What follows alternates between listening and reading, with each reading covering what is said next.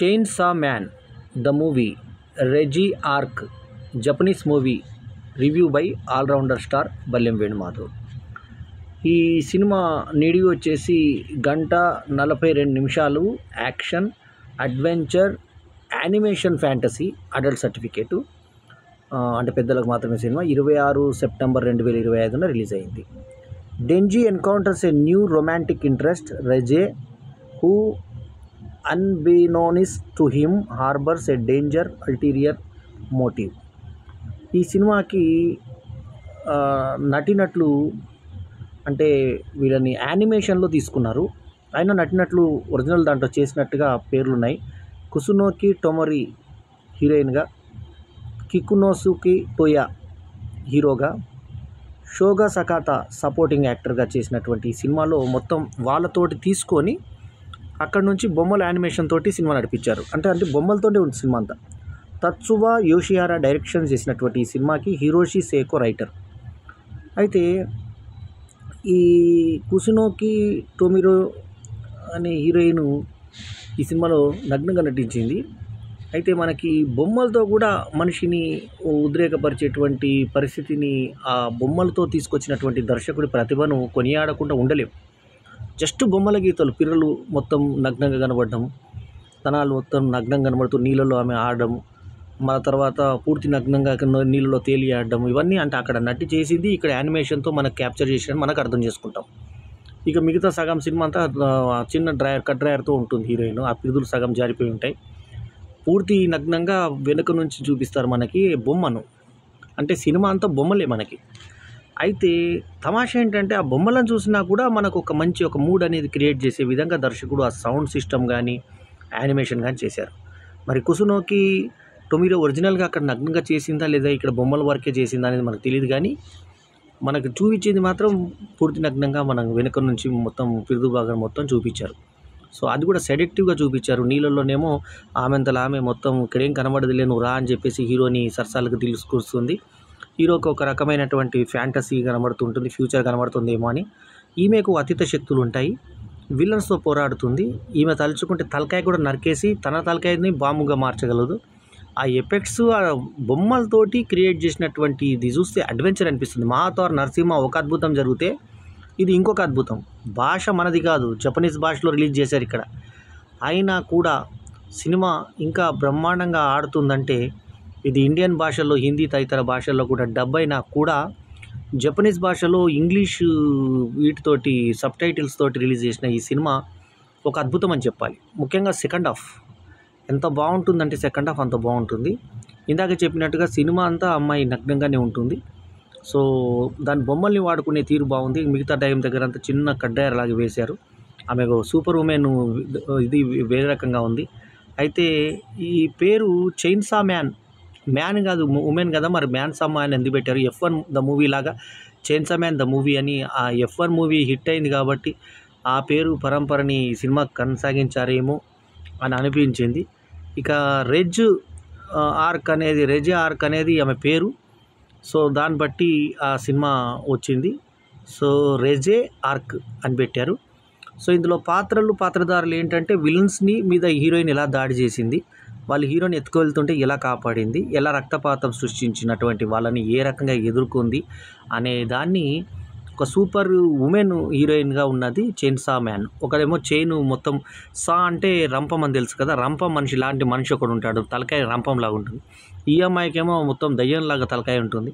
ఈ డెవిల్ ఏ రకంగా ఫైట్ చేసింది, అసలు బొమ్మలతో సినిమా ఏంటి అనిపిస్తుంది మనకు స్టార్టింగ్ చూసిన తర్వాత. ఆ మధ్య ఒక ఇంగ్లీష్ సినిమా వచ్చింది, మనిషిలోని కోపానికి ఉద్రేగానికి అన్నికి ఒక రూపం వస్తే, ఒక్కొక్క రంగు ఒక్కొక్క రూపం వస్తే అది ఏ రకంగా ఉంటుంది. సూపర్ హిట్ అయింది ఆ సినిమా. సో ఇది ఇంకో రకం, ఇది జపనీస్లో తీశారు. దీంట్లో ఏంటంటే మొన్న మధ్య జపనీస్లో ఇంత కొంచెం అడల్ట్గా ఇలాంటి పెట్టి ఆస్కర్ అవార్డు కూడా కొట్టినటువంటి ఒక సినిమా అని మనం లాస్ట్ 2 years కింద మనం జపనీస్ నుంచి చూసాం. ఆ సినిమాకి ఆస్కర్ అవార్డు కూడా వచ్చింది ఆ సినిమాకి. సో అందులో నట విభాగానికి కూడా అవార్డు వచ్చింది. తర్వాత చాలా సాంకేతిక విభాగాలకు అవార్డులు వచ్చాయి. ఇప్పుడు మళ్ళీ ఆ కోవలోకి ఇప్పుడు ఒక యానిమేషన్ సినిమా, మరి ఉత్త బొమ్మలతోటి ఇంత చక్కటి సినిమాని వాళ్ళు తీశారంటే మహావతార్ నరసింహ మన దగ్గర కూడా ఇండియాలో కూడా అటువంటి సినిమా తయారైంది. కానీ యానిమేషన్ అడ్వెంచర్గా ఫ్యాంటసీగా అడల్ట్ సర్టిఫికేట్తో, అంటే ఇందులో ఆ అమ్మాయి నగ్నంగా నీళ్ళలో స్నానం చేయడం, ఆ తర్వాత పిరుదులతో మొత్తం ఓపెన్ పిరుదులతో నిలబడడం, దాన్ని చూపెడుతూ అలా నిలబడడం, ఆ తర్వాత ఆ పిరుదులతోటి ఆ డ్యాన్స్ ఆడడం, ఫైట్ చేయడం, ఆ తర్వాత చిన్న కడ్రాయర్ పైన గీత తేలుతూ అలా ఫైట్ చేయడం, అవన్నీ కూడా బొమ్మలతో సెడ్యూసింగ్గా చూపించాడు డైరెక్టర్. అది గొప్పతనం. సో ఆ బొమ్మలతోటే కథ చెప్పే ప్రయత్నం చేశాడు, ఆ బొమ్మలతో కూర్చోబెట్టాడు. సో దీనికి మెయిన్ ఆర్టిస్టులుగా ఇందాకే చెప్పినట్టుగా కుసునోకి టొమరో, కుకోసుకి టోయా, తర్వాత షోగో సకాటాలు సహకరించాక హరిషో సేకు రచన డిఫరెంట్గా ఉంది. అట్లాగే తత్సుయా హోషియారే డైరెక్టర్గా చాలా సక్సెస్ అయ్యాడని చెప్పాలి. ముఖ్యంగా యానిమేషన్ చేసిన వాళ్ళు ఎవరైతే ఉన్నారో వాళ్ళని అభినందించకుండా ఉండలేము. ఈ సినిమాకి నేను ఇస్తున్నటువంటి rating 4/5 is my review rating. జీవితంలో కొన్ని సినిమాల్ని మనం చూస్తే మర్చిపోలేము. యాక్చువల్లీ 10 నిమిషాలు చూస్తుంటే ఇదేంట్రా నేను యానిమేషన్ సినిమా ఇదేం సినిమా అని అనుకున్నటువంటి నాకు ఆ 15 నిమిషాల తర్వాత ఆ కథలో ఎలా లీనమైపోయానో నాకే తెలియదు. ఆ డిఫరెంట్ ఆ సన్నివేశాలు, ఆ పేలేది, ఆ సౌండ్ ఎఫెక్ట్స్, ఆ తర్వాత యానిమేషన్ తోటి వాళ్ళు చూపించినటువంటి పేలుళ్ళు కానీ, ఫైట్ సీక్వెన్స్లు కానీ, విలన్ని దాడి చేసినప్పుడు హీరోయిన్ ఇలా చేతి నుంచి బాంబులాగా తయారు కావడం కానీ, మానవ విధ్వంసం సృష్టించడం ఆమె. సో మొత్తానికి ఏంటంటే మళ్ళీ ఎక్కడో సముద్ర తీరంలో తీరడము, ఆమె మళ్ళీ ఇందాకే చెప్పినట్టుగా ఆమె నగ్నంగానే మొత్తం తిరుగుతూ ఫైట్ చేయడము, ఆమెకు సూపర్ మ్యాన్ ఉంటుంది, వెనకాలంతా మొత్తం బ్యాక్ భాగం అంతా ఓపెన్గా పెట్టేస్తుంది, ఒక చిన్న సూపర్ మ్యాన్కి ఉన్నటువంటి ఒక చిన్న పరదా లాంటిది, షాల్ లాంటిది వేసుకుంటుంది. అంటే అది ఫైట్ సీక్వెన్స్కి నేను నేకుడుగా ఉన్నానని కూడా చెప్తుందో డైలాగులో. ఎందుకు చెప్తుందంటే అలా కాలిపోయినప్పుడు ఆమెకి ఏం బట్టలు ఉండవు పైన అన్నది అక్కడ వాళ్ళు చెప్పుకోవాలనుకున్న థాట్. నీళ్ళలో స్నానం చేసేటప్పుడు అయితే ఉండదు కాబట్టి అప్పుడు అక్కడ కలుసుకున్న హీరోయిన్ మళ్ళీ ఊహల్లోంచి బయటకు వచ్చిన తర్వాత అక్కడికి వచ్చినట్టుగా ఫ్యూచర్ ఈమె కనబడుతుంది అన్నట్టుగా ఆ ఫ్యూచర్ని క్యాచ్ చేస్తూ ఈమె ఫైట్ చేస్తుంది అన్నట్టు ఒక డిఫరెంట్ కాన్సెప్ట్తో ట్రై చేశాడు. సో రచయితగా హిరోషి సేకో డిఫరెంట్ థాట్కి తత్సువా హోషిహారా దాన్ని సరిగ్గా చిత్రీకరించి ఆ యానిమేషన్తో ఎంతో కష్టపడి చేసినటువంటి ఈ సినిమా మరి అందరినీ ఆకట్టుకునే విధంగా చైన్సా మ్యాన్ ద మూవీ రెజే ఆర్క్ అనే సినిమా రూపొందింది. F1 ద మూవీ లాగా ఈ సినిమా కూడా జనాన్ని ఆకట్టుకునే విధంగా ద మూవీ అని పెడితే హిట్ అవుతుందేమో అనే విధంగా మళ్ళీ సెకండ్ సినిమా కూడా కొట్టింది. ఇప్పుడు OG the call him OG అనే తెలుగు సినిమా మీద మరి ఈ సినిమా పడ్డా కూడా చాలా థియేటర్లలో మల్టీప్లెక్స్లో 3 స్క్రీన్లలో ఈ సినిమా 3 షోలు కనబడడం ఆశ్చర్యమే అనిపించింది నాకు. సో మొత్తానికి క్వాలిటీ బాగుంది కాబట్టి ఈ సినిమాకి వెళ్ళొచ్చు. కాకపోతే అడల్ట్ సర్టిఫికేట్ వచ్చిన సినిమాలు వరుసగా ఇక్కడ ఓజీ కూడా అడల్ట్ సర్టిఫికేటు, ఇది కూడా అడల్ట్ సర్టిఫికేట్ వచ్చేసరికి మల్టీప్లెక్స్లో పిల్లలు తీసుకొని పోవడానికి బయట ఒక తల్లిదండ్రులు ఎవరైనా పొరపాటున తీసుకొస్తే వెనక్కి తీసుకోవాల్సినటువంటి పరిస్థితి వరుసగా ఈ రెండు ఏ అడల్ట్ సర్టిఫికేట్ సినిమా వల్ల ఏర్పడిందని చెప్పాలి. సో ఇదండి మొత్తానికి చైన్సా మ్యాన్ ఒక యూఎన్కి అయ్యి ఉంటే బాగుండేదేమో, కానీ బొమ్మలతో కూడా శృంగారం పలికించవచ్చు అన్న ఒకటువంటి కొత్త ఆలోచనని తీసుకొచ్చినటువంటి జపనీస్ ఆ బొమ్మలతోటి కూడా ఉద్రేకపరిచి మనిషిని ఇలా నిటారుగా లేపేటువంటి పరిస్థితి తీసుకొచ్చారంటే it's hats off to them.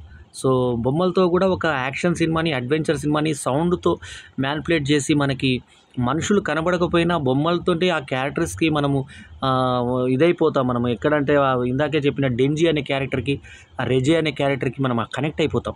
So అంత బాగా తీసినటువంటి ఈ సినిమాకి హ్యాట్స్ ఆఫ్ చెప్పకుండా ఉండలేకపోతున్నాను.